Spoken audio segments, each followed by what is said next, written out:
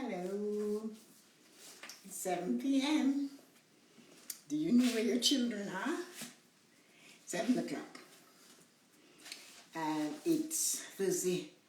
Oh my God, it was a gorgeous day in the city today. Really beautiful, beautiful day.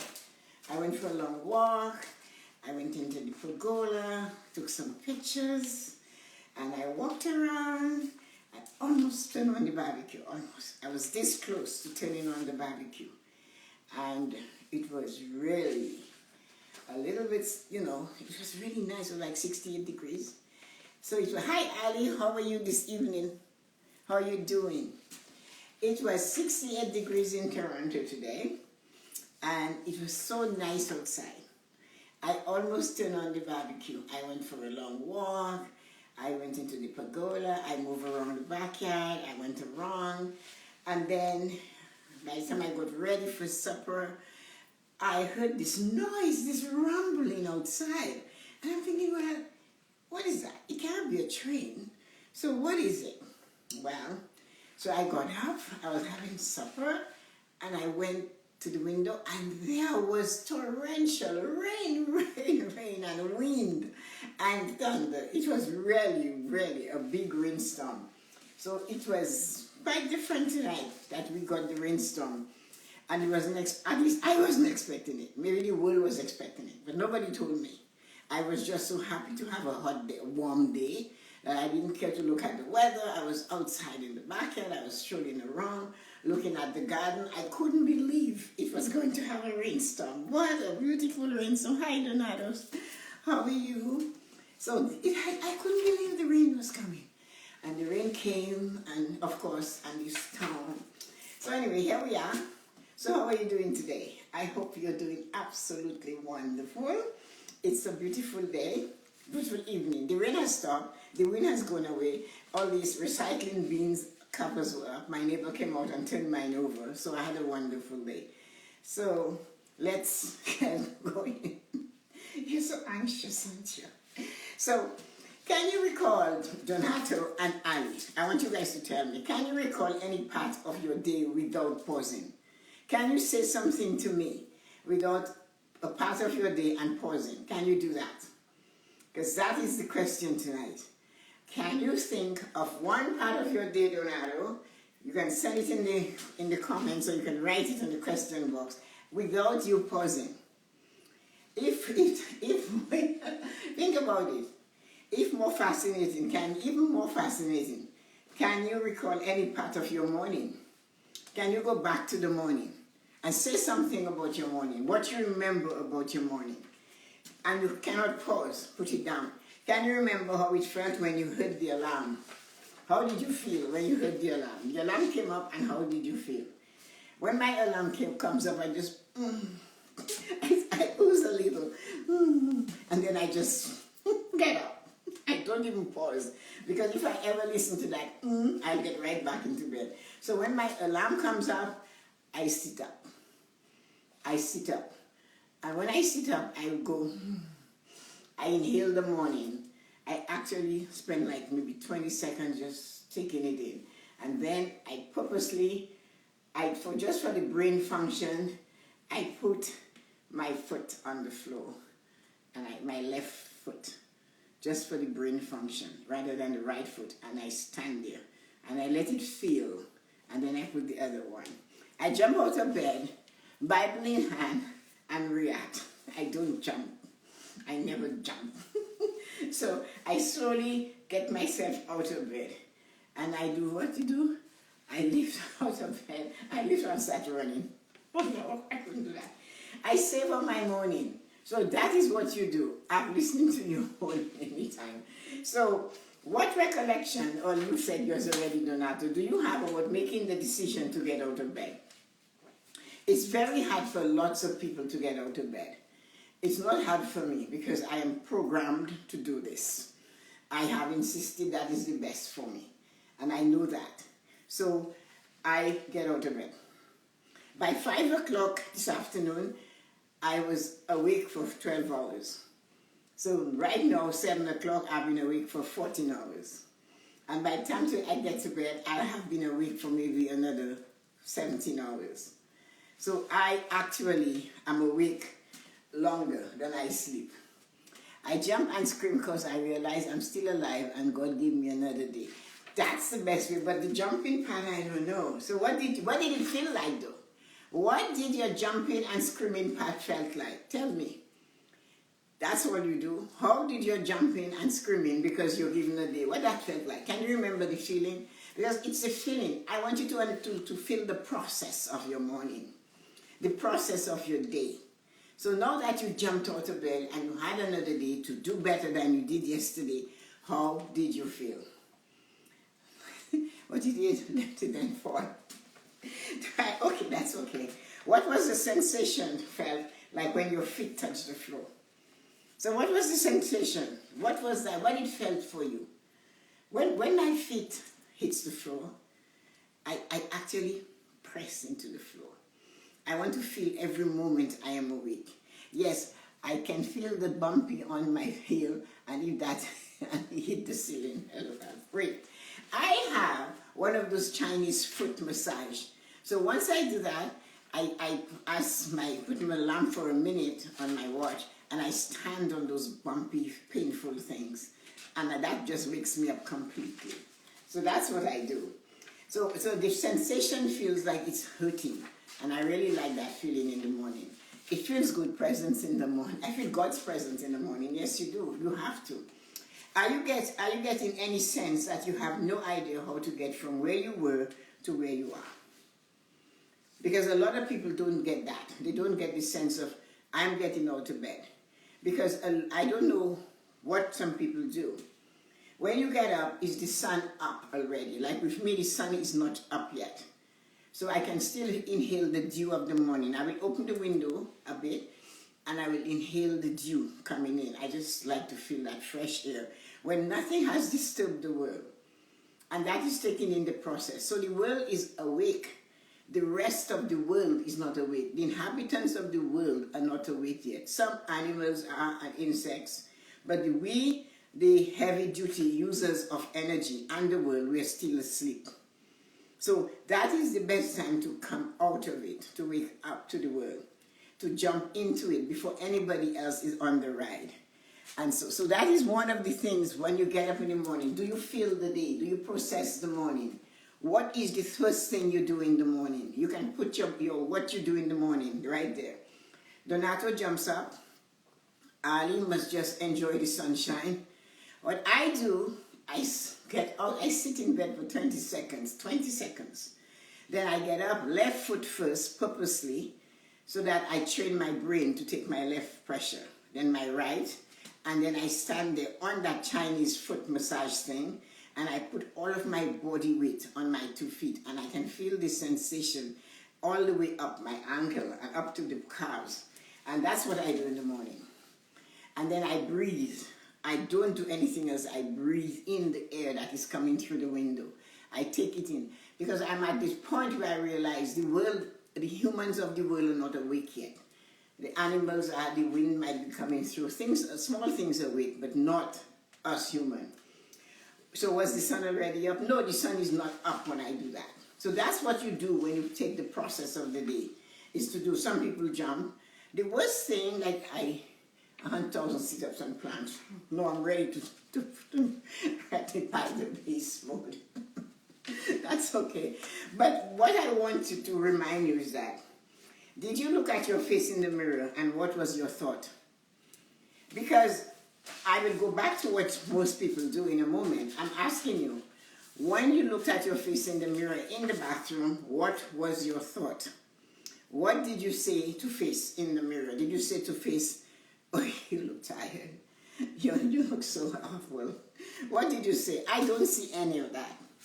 When I get to the bathroom and I look at my face, I stand there and I go, you know, woman, you're so beautiful. When God made you, He had a special amount of joy in you.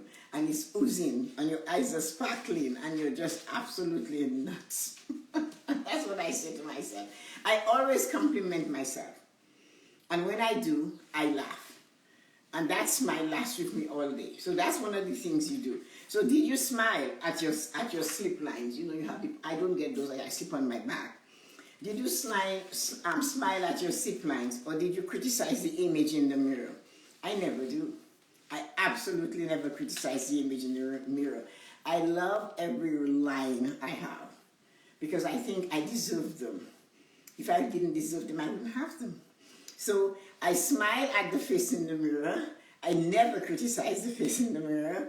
I look to see what is the nicest thing on me today. And sometimes I say, oh, your cheeks. Oh, just cheeks, you know? So anyway, so that's what I look at. Anyway, did you say, here you are, you're stunning? So one of the things we've been practicing for quite a while is, here you are, you're absolutely stunning. So you have to say, here you are, and bring out the energy because it's for yourself. You are a champion because look at what you do in the morning. I cannot do that. What was your impression of the day ahead of you? So when you got to the point, what was your impression of the day ahead of you? What did you see happening in that day ahead of you? That is the question. How you felt about the day that is ahead of you. Because some people don't know that. They don't have the time. I'll tell you why. Did you go according to what you envisioned of this morning? Did your day go according to what you envisioned this morning? You have to ask that self. So when you get up, you say, I am a champion. But halfway through your day, is that same vision still there with you? Okay, you are a champion, really. Good for you, Ali. Love the English. So did you go according to what your envision of this morning was? Did you do that?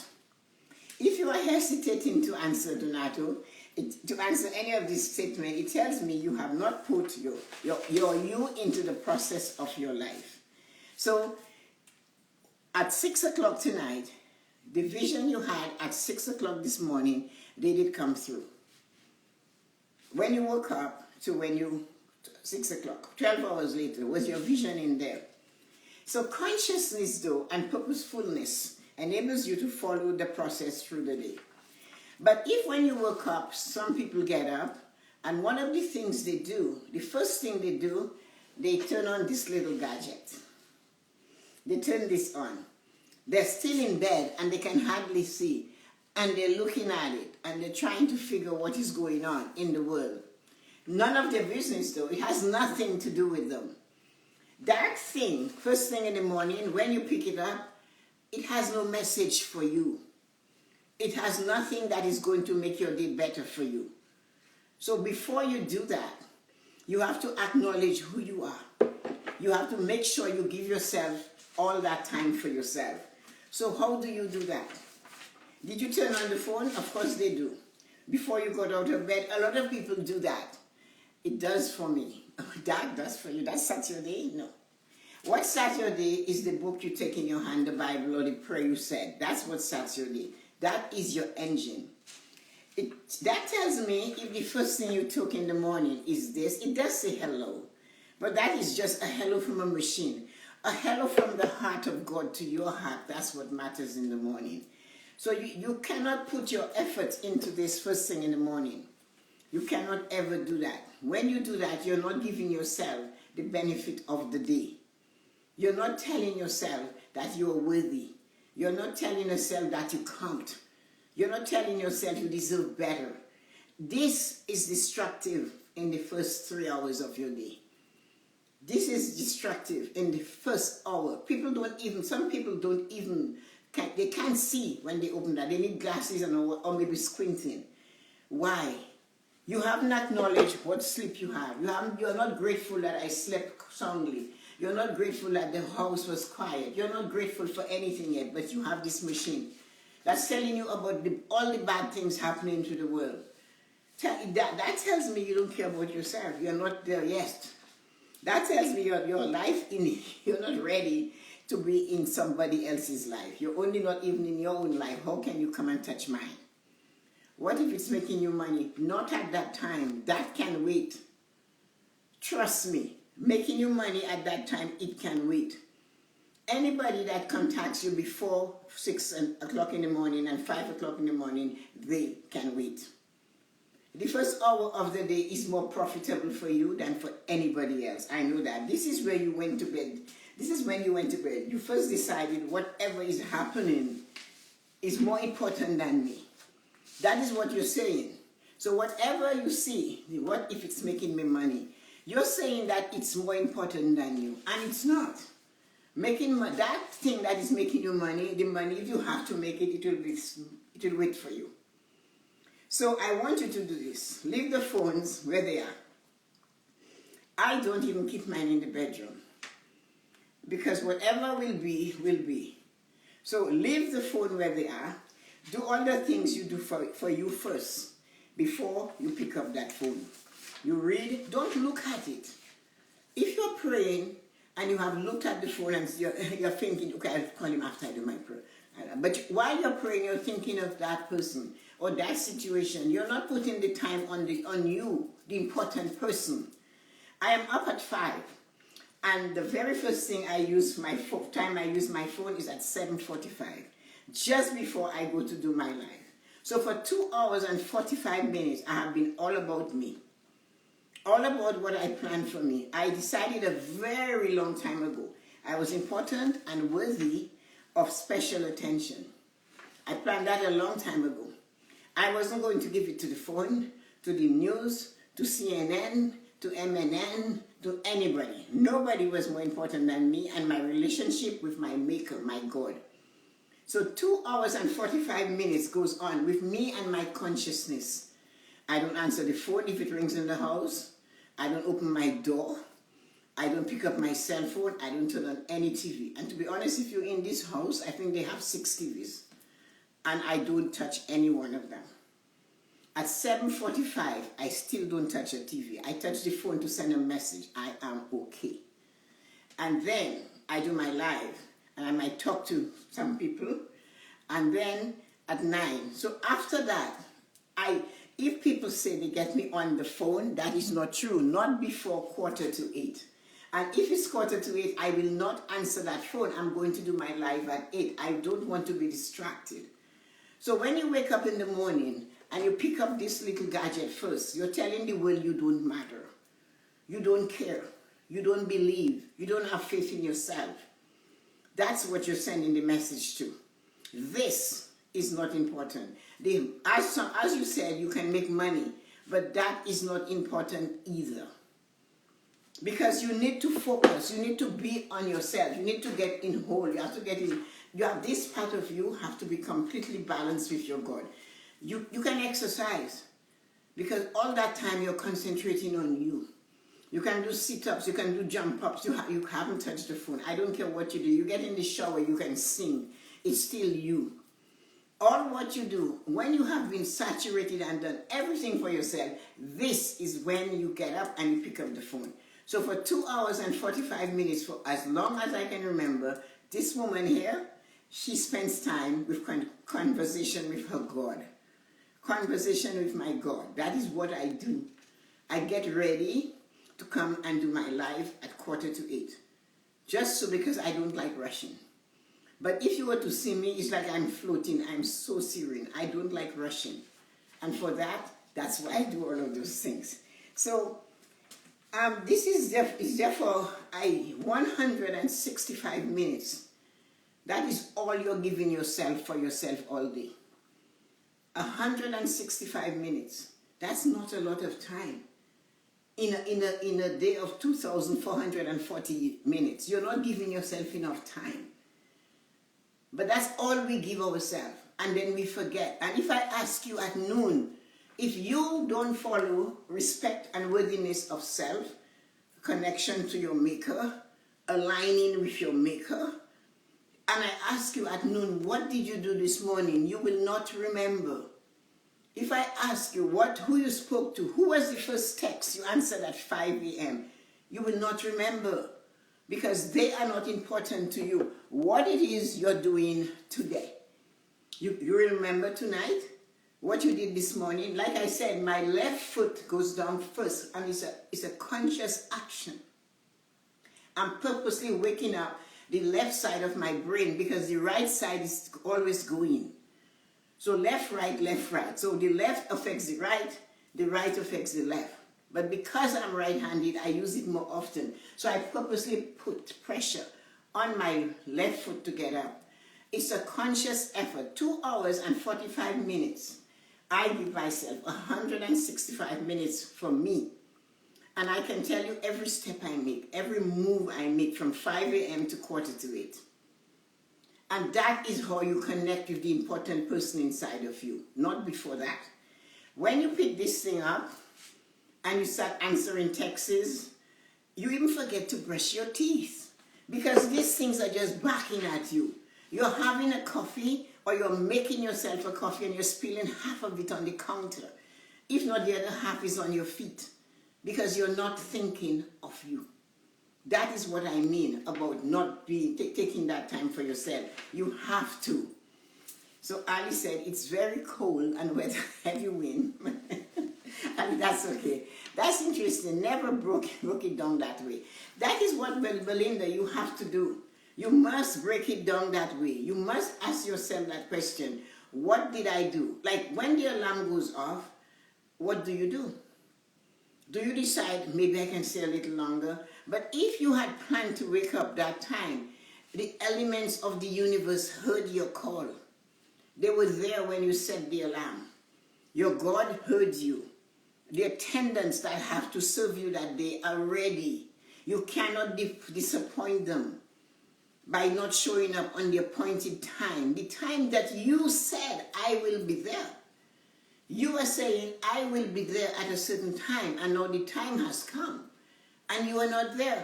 What do you expect the attendants of your day is going to do?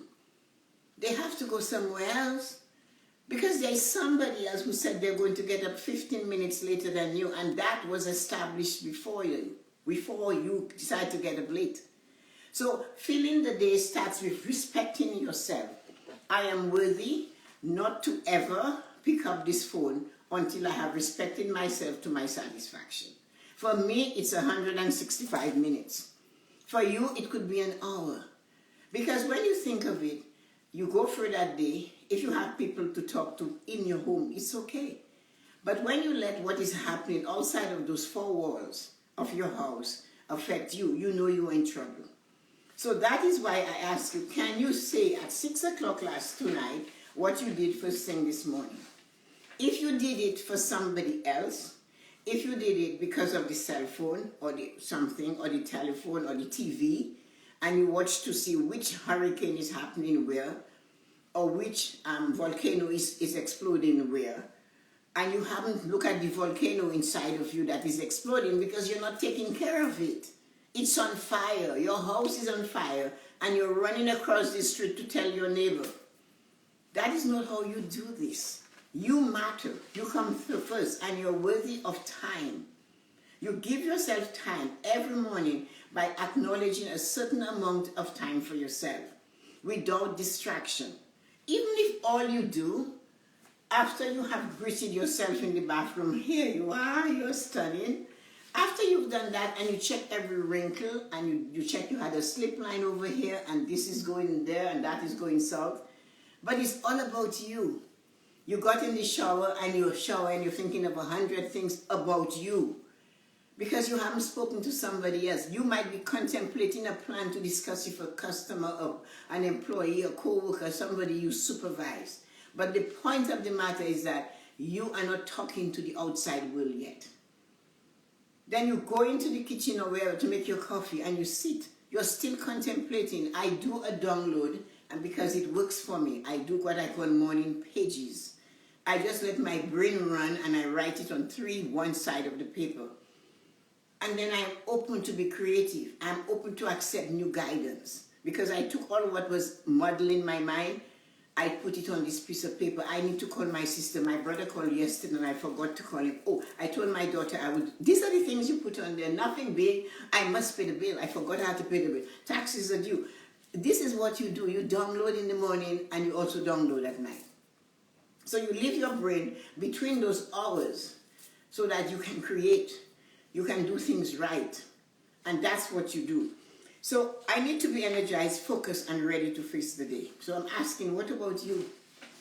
What can you recall about your day? Are you focused? So the thing is, the distraction of your devices prevents you from finding yourself. That distraction of those devices prevents you from finding out who you really are. because you are getting involved with a world that is going its own way. Because I wake up at 5, right now I have been awake for 15 hours. It's 7 o'clock, so it's 14 hours. But the 14 hours, I can tell you how I started my day. I can tell you what I did through the day. You know why? Because my mind is not muddled. I am able to accomplish more, and so would you if you choose to start your morning for yourself. If you choose to start your morning to make yourself count. If you choose to start your morning to make yourself important. If you are worthy of attending to yourself by yourself. You cannot fix the world if you are not fixed. There was a man who was reading the newspaper, and his small son was bothering him. And he remembered the pages he read before. There was a picture of the globe on those pages, on that one page. He took it so that the sun would not distract him. And he tore the picture of the globe in several pieces. He gave it to his son and he said, go put the globe together, go put the world together. Because that was there. He said, look here, you have a puzzle, put the world together. And the son came back and licked it split. And he said, Dad, I'm done. You are done? Yes, I am. He said, Dad, what you didn't know was, on the other side of the world was a man. And when I got to put the man together, the world was okay. Switch yourself out of the mouths of babes. So you have to put the man together first so that the world is okay. Right? He tore the picture up. He thought he would keep him busy. He didn't know. And the boy told him, Dad, on the other side of the globe was a man. And once I put the man together, the world was okay. So if you are not together, your world will not be okay. And I cannot make you go together. Your friend, your lover, your parents, your siblings, your whatever, cannot force you to put you together. You are the only person who has the key to turn that lock and open yourself and put you together. Nobody can put you together. But when you are together, the world will suddenly be okay. Because you have the freedom to see the world as it really is. And you have to watch that. You have to watch your concern about who you are. Do I care for me? Do I matter? Do I count? Am I worthy of attention? Tell me something. If you are not giving attention to you, how do you expect me, your lover, your wife, or your husband to attend to you? You are proving to me you are not worthy of your own attention. Am I going to waste mine on you? No. In order for you to love me or to love someone else, you first have to love yourself. You love yourself by giving yourself the best you possibly can. You don't have to give yourself better than you can, but you at least can give all you can to yourself. To love me, you must first love you, because that is the only way you'll understand what love really is. You love yourself enough to leave the cell phone alone. Try it. Some of you, your hands will be like, you can't wait to put it. But it has nothing to give you that you couldn't get at 10 a.m. It has nothing to give you that you cannot get at 7 when you should truly start working. The magical hours are between 5 and 6. Those 2 hours, that's your magical hour. And you can do so much in those 60 minutes. And I push mine for 2 hours and 45 minutes because I like the freedom, and I am a person that likes to cozy. I need to, if I'm having coffee, it's a ceremony. You know, if I'm having hot water, it's holding the cup. And so it's because it brings me comfort.